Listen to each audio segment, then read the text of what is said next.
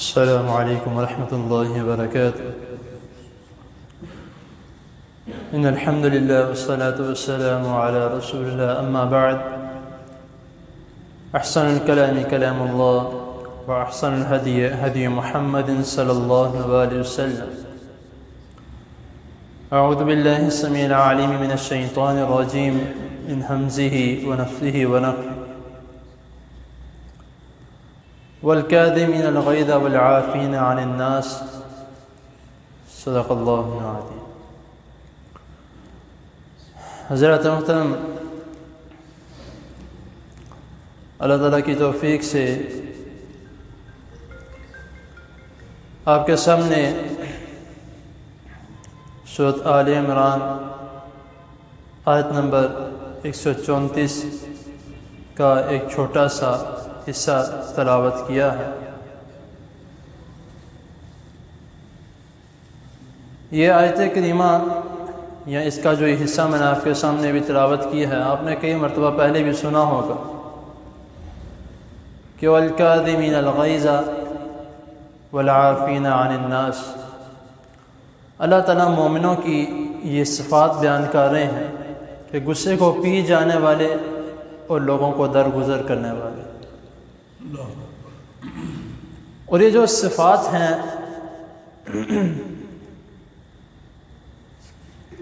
یہ تب ہیں کہ جب ہم ان پر عمل کریں، تب ہم ان لوگوں میں شمار ہوں. ہم نے ان پر عمل کیسے کرنا ہے؟ جب تک ہم دین اسلام کو سمجھیں گے، اور جب ہم سمجھ جائیں گے تو انشاءاللہ تعالی ہر موقع پر جو بھی ہم فیصلہ کریں گے سوچ سمجھ کر کریں گے.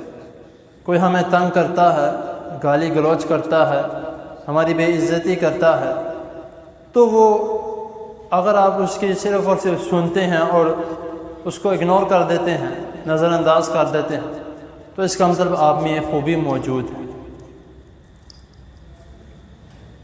غصے کے متعلق جو ہے کہ غصہ آ جانا یہ ایک انسان کی فطرت میں ہے، لیکن اس فطرت کو قابو میں کرنا یہ ایک بہترین انسان کی نشانی ہے. کیونکہ یہ غصہ ہے یہ بہت سے رشتوں کو توڑ دیتا ہے.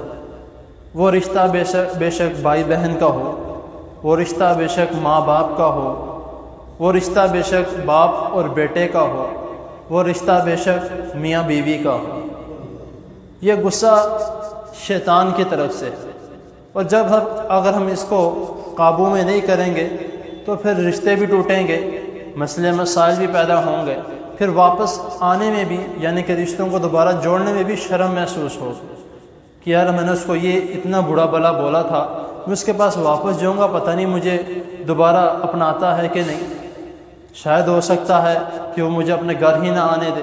پھر ہمارے دماغ میں، ہمارے دل میں یہ وہم بیٹھ جاتا ہے جس کی وجہ سے ہم دوبارہ اپنے رشتوں کو جوڑتے ہی نہیں ہیں. غصہ جو ہے میاں بیوی میں کس طرح لڑائی ڈلواتا ہے؟ جو شیطان ہے، آپس میں کوئی بھی بات ہوتی ہے میاں بیوی میں، جب وہ شیطان جو ہوتا ہے بیوی پر یا خاوند پر جب وہ حاوی ہوتا ہے اس غصے کی وجہ سے، تو وہ اس کو نہیں پتہ لگتا وہ کیا بول رہا ہے. اب کئی مرتبہ اس طرح سننے کو ملتا ہے، آپ نے خود بھی سنا ہوگا کہ رشتہ دار میں یا باہر کہیں بھی کسی کا بھی کہ بھائی وہ غصے میں طلاق دے گیا. تو غصے میں ہی طلاق ہوتی ہے، محبت سے کون طلاق دیتا ہے؟ تو اس غصے کو قابو میں رکھنا ایک بہت ہی جو ہے وہ اچھے انسان کی. اس کے متعلق جو رسول اللہ صلی اللہ علیہ وسلم فرما رہے ہیں، بخاری میں حدیث موجود ہے، حدیث نمبر 6114 میں 6114 میں، کہ رسول اللہ صلی اللہ علیہ وسلم فرما رہے ہیں کہ پہلوان وہ شخص نہیں ہے جو کشتی میں لڑائی میں غالب آ جائے، پہلوان وہ ہے جو اپنے غصے پر قابو پا جائے. اب آپ دیکھ لیں کتنے بڑے باڈی بلڈرز ہیں یا جو بھی کشتیاں لڑتے ہیں، لیکن اگر غصے کو اپنے قابو نہ کر سکتے تو وہ کسی قسم کا بندہ نہیں. تو غصہ قابو کرنا اور غصے کو پی جانا یہ مومنوں کی نشانی ہے، جس طرح میں نے آپ کے سامنے آیت کریمہ تلاوت کی ہے. اور اب کئی لوگ کہتے ہیں کہ یار آ گیا تھا، میں کیا کرتا، میں نے بول دیا جو بولنا تھا، میں نے واپس نہیں جانا. اس کو غصے کو پینا یا غصے کو قابو کرنے کی بھی ترکیبیں ہیں۔ رسول اللہ صلی اللہ علیہ وسلم نے ہماری ہر جگہ رہنمائی فرمائی۔ کوئی یہ بہانہ نہیں کر سکتا کہ میں اپنے غصے کو کیسے کنٹرول کرتا۔ غصے کو کنٹرول کرنے کے متعلق بھی حدیث ہے کہ حضرت ابو ذر غفاری رضی اللہ تعالیٰ عنہ بیان کرتے ہیں، ابو داؤد کی صحیح حدیث ہے، حدیث نمبر 4782 میں 4782 میں، کہ وہ بیان کرتے ہیں کہ رسول اللہ صلی اللہ علیہ وسلم نے فرمایا کہ اگر کسی شخص کو غصہ آ جائے، اس سے غصہ قابو میں نہیں آ رہا یا اس سے غصہ اتارا نہیں جا رہا، تو اس کا بہترین طریقہ، اگر وہ کھڑا ہے تو بیٹھ جائے، تب بھی اس کا غصہ، آپ نے اکثر دیکھا ہوگا کہ اس طرح ہوتا ہے کہ جب کوئی غصے میں ہو آپ اس کو کہتے ہیں یار چھڑ دا بیٹھ یا بھائی آرام ہے۔ اس کا مطلب کیا ہوتا ہے؟ یہ ایک ہمیں حدیث کا پتہ نہیں ہے، لیکن ایک عام طور پہ جس طرح ہم کہتے ہیں کہ کوئی نہیں بیٹھ جاؤ تھوڑا سانس لے، تو آپ صلی اللہ علیہ وسلم فرما رہے کہ اگر بیٹھنے سے اس کا غصہ کنٹرول نہیں ہوتا تو وہ لیٹ جائے، بہترین نسخہ۔ تو اگر تب بھی نہ ہو تو پھر پانی پلا دو اسے، کیونکہ پانی آگ کو بجھانے کا کام کرتے ہو۔ یہ غصہ کیا ہوتا ہے؟ یہ آگ ہی ہوتی ہے جو شیطان ہمارے اندر لگا رہا ہوتا ہے۔ تو بہترین جو اعمال ہیں رسول اللہ صلی اللہ علیہ وسلم نے بتایا، تو کوشش کرنی چاہیے کہ اس کے مطابق عمل کریں۔ تو جب ہم اس کے مطابق چلیں گے تو انشاءاللہ ہمارے تمام معاملات اچھے طریقے سے چلیں گے۔ آپ دیکھ لیں، روڈ پہ جا رہے ہوں، خدا نہ خواستہ کوئی نہ کوئی مسئلہ بن جاتا ہے، گاڑی ٹکرا جاتی ہے یا موٹر سائیکل آپس میں ٹکرا جاتی ہے، باہر نکل کے ایک دوسرے کو گالی گلوچ کرنے سے بہتر ہے ایک دوسرے کو ہاتھ دے کے آگے چلے جائیں۔ سب سے بہترین طریقہ، میں ہر ایک کو یہی کہتا ہوں کہ بھائی کوئی مسئلہ ہے، کوئی پریشانی بنی ہے، کوئی ٹکر لگ گئی ہے، لگنے والے لگ گئی ہے، گاڑی کو نقصان ہو، آپ بچ گئے، کہتا ہے الحمدللہ، میں کو پھر لڑنے کی کیا ضرورت ہے؟ تو اس میں کوئی لڑائی والی بات نہیں ہے، کوئی اس طرح ہو جاتا ہے، مشینری ہے، کئی مرتبہ روک لی جاتی ہے، کئی مرتبہ نہیں روکی جاتی۔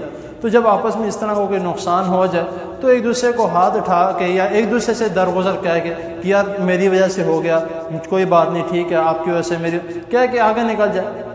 ایک تو رک جاتے ہیں ادھر ہی موقع پر، گاڑی سے باہر نکل کے پیچھے والے کو بھی نہیں جانے دینا، اس سے پیچھے والے کو بھی نہیں جانے دینا۔ اور پھر ایسے ہوتا ہے کہ اسی رش میں کہیں نہ کہیں کوئی ایسے ایمبولینس ہوتی ہے یا کوئی ایسا گاڑی میں کوئی ایسا کیس ہوتا ہے جو کہ بہت ہی زیادہ خطرناک ہوتا ہے، اس کو ہاسپٹل پہنچنا یا کسی ڈاکٹر کے پاس پہنچنا لازمی ہوتا ہے، ان لوگوں کی وجہ سے وہ بھی ادھر ہی رہ جاتا ہے۔ وجہ کیا ہے؟ صرف اور صرف ایک غصہ۔ تو اس غصے کو کنٹرول کرنا چاہیے۔ یہ شیطان جو ہے اس نے تو قسم اٹھائی ہے کہ میں نے لازمی طور پہ ان کو تنگ کرنا، میں نے ان کو چھوڑنا نہیں۔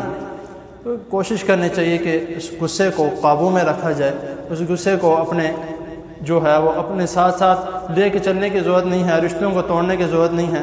ایک کسی کی بھی غلطی ہے آپ خود جھک جائیں، کسی کی بھی غلطی ہے، اگر دوسرے کی غلطی ہے آپ خود جھک جائیں، کوئی مسئلہ نہیں ہے۔ جھکنے سے رسول اللہ صلی اللہ علیہ وسلم فرما رہے کہ اگر انسان کسی کے سامنے جھک جاتا ہے، عاجزی اختیار کرتا ہے، تو اس کے سامنے وہ نیچے نہیں ہو جاتا، اللہ تعالیٰ اس کو اور بلند کر دیتا ہے۔ تو اس لیے کوشش جو ہے وہ سب سے بہترین طریقہ ہے اپنے آپ کو روکنے کا۔ اور ایک اور حدیث ہے، اس میں آتا ہے، حدیث نمبر 6116 میں ہے، کہ جس میں آتا ہے کہ رسول اللہ صلی اللہ علیہ وسلم کے پاس ایک شخص آیا، حضرت ابو ہریرہ رضی اللہ تعالیٰ عنہ بیان کرتے ہیں کہ نبی کریم صلی اللہ علیہ وسلم کے پاس ایک شخص آیا، اس نے آ کے سوال کیا کہ اللہ کے رسول صلی اللہ علیہ وسلم مجھے کوئی نصیحت کیجیے، کوئی ایسی نصیحت جس پہ میں عمل کروں۔ اب صحابہ کرام رضی اللہ تعالیٰ عنہ کا یہ شوق تھا کہ وہ جب بھی آپ صلی اللہ علیہ وسلم سے ملتے وہ کچھ نہ کچھ پوچھتے تھے۔ تو رسول اللہ صلی اللہ علیہ وسلم آگے اس کو جواب میں کیا فرما رہے ہیں حضرت ابو ہریرہ رضی اللہ تعالیٰ، یہ بھی بخاری کی حدیث ہے، حدیث نمبر 6116 میں 6116 میں، کہ وہ فرما رہے ہیں کہ رسول اللہ صلی اللہ علیہ وسلم اس شخص سے کہ تم غصہ نہ کیا کرو۔ اس شخص نے پھر یہی سوال کیا کہ کوئی اور نصیحت کیجیے۔ رسول اللہ صلی اللہ علیہ وسلم نے پھر یہی فرمایا کہ غصہ نہ کیا کرو۔ اس نے تیسری مرتبہ پوچھا کہ شاید آپ صلی اللہ علیہ وسلم کچھ اور فرما دیں گے، لیکن آپ نے تیسری مرتبہ یہی کہا کہ غصہ نہ کیا کرو۔